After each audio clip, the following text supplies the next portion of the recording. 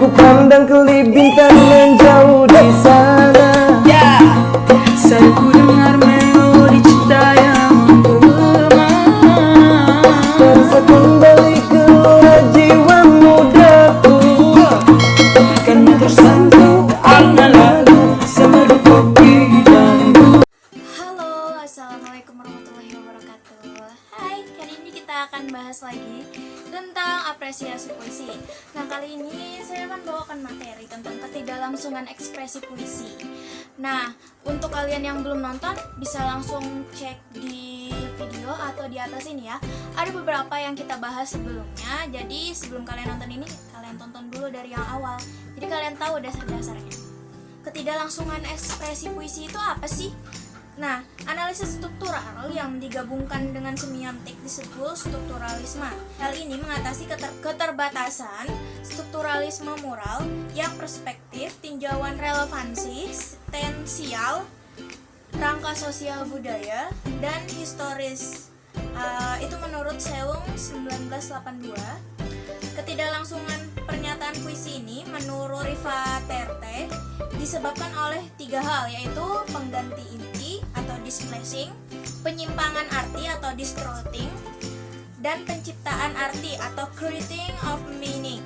Pengganti arti ini suatu kata kiasan atau berarti yang lain tidak menurut arti sesungguhnya. Misalnya dalam Sajak Putih Hairil Anwar, nanti saya lihatkan di samping sini.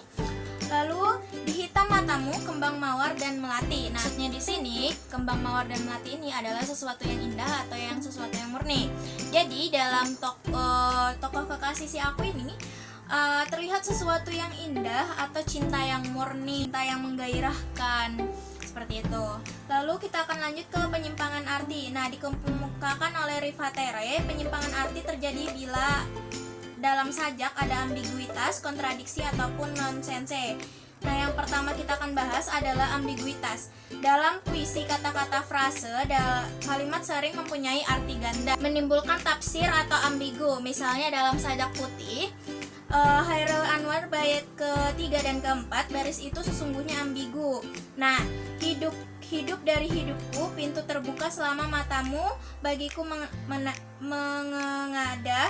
Ini tafsir arti ganda bahwa si aku akan selalu ada jalan keluar, ada harapan-harapan, atau ada kegairahan selama kekasihnya suka memandang dia, masih mencintainya dia, masih setia kepadanya, masih percaya kepadanya, masih menghendakinya, masih membutuhkan si aku. Lalu dengan ambiguitas puisi tersebut memberikan kesempatan kepada pembaca untuk memberikan arti sesuai dengan asosiasinya. Lalu dalam sajak modern kita akan bahas kontradiksi.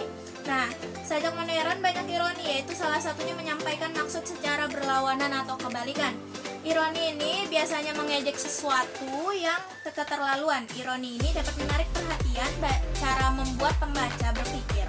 Sering juga untuk membuat orang tersenyum atau orang berbelas kasihan terhadap sesuatu yang menyedihkan.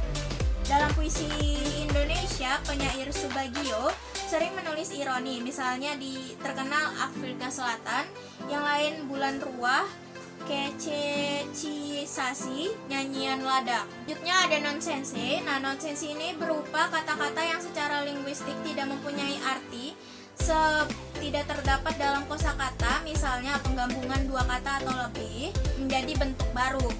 Pengulangan kata dalam satu kata, misalnya terkekeh-kekeh. Nonsense ini menimbulkan asosiasi tertentu, menimbulkan arti dua segi, menimbulkan suasana yang aneh, suasana gaib, ataupun suasana lucu.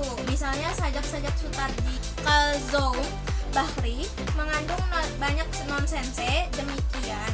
Itu misalnya sajak potapa, potitu, potauka, potaku. Dalam Herman, tak bisa pegang di tangan, tak bisa.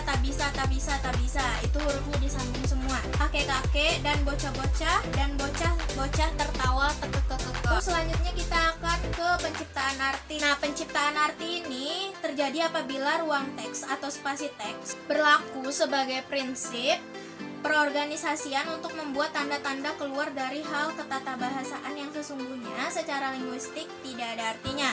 Misalnya simetri, rima, enjembeman, atau ekuivalensi. Makna semantik Di antara persamaan-persamaan posisi dalam bait atau homologues, dalam puisi sering keseimbangan simetri berupa kesejajaran arti antara bait-bait atau kesejajaran antara baris-baris dalam bait.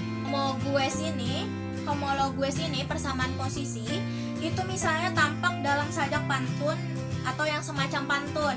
Semua tanda di luar angkasa itu tercipta makna di luar arti ketatabahasaan. Misalnya makna yang mengaras, intensitas arti, dan kejelasan yang diciptakan oleh ulangan bunyi paralesma. Misalnya bait sajak rendra. Beberapa sajak yang saya lihat, bait sajak itu pesejajaran bentuk menimbulkan pesejajaran arti, bahwa bagaimana hebatnya elang sekali-kali ia gugur tergeletak terbang. Begitu juga si anak akan lelah dan ingat akan pulang. Di bawah ini sajak Sutardi yang penuh pesejajaran dalam bentuk arti oleh ulangan-ulangan berturut. Terjadilah orkestrasi atau bunyi musik dan irama. Orkestrasi ini menyebabkan liris.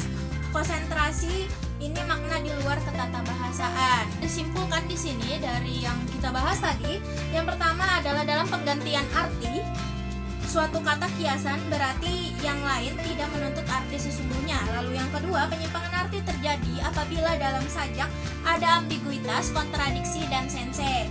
Lalu yang ketiga, bila ada ruang teks atau spasi, berlaku sebagai prinsip perorganisasian untuk membuat tanda-tanda keluar dari hal-hal ketatabahasaan yang sekunya secara linguistik tidak ada artinya, misalnya simetri, rima, ejembeman, ekuivalensi, makna semantik di antara persamaan-persamaan posisi dalam bait atau homologues. Oke guys, sampai sini dulu. Terima kasih udah menonton. Enjoy this video. Jangan lupa klik subscribe and like. Dan kalau kalian mau nonton bisa dicek nanti setelah ini ada link buat ke apresiasi puisi yang dari pertama. Nanti akan kalian lihat.